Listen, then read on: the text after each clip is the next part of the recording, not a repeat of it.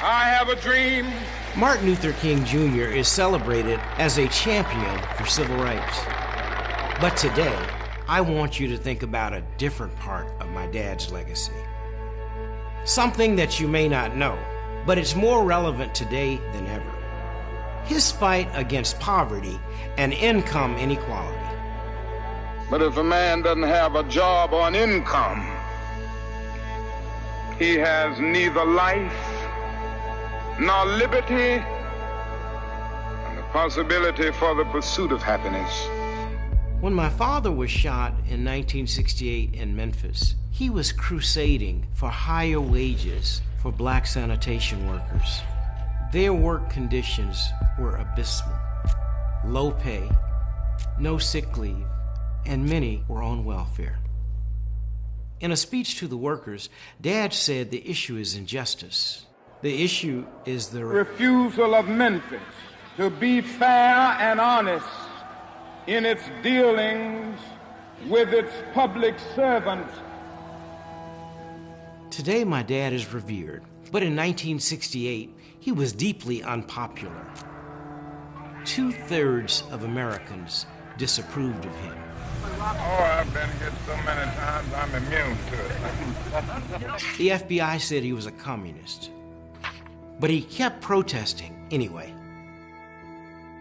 I traveled with him as a kid throughout Georgia in preparation for the Poor People's Campaign. The idea was to rally people to Washington to press the federal government to provide jobs and income for the poor. This was his other dream, but he did not live to see it come to fruition. I think if my father saw the issues of poverty and income equality that exist today, he would be greatly disappointed. Back then, 25 million people were living in poverty.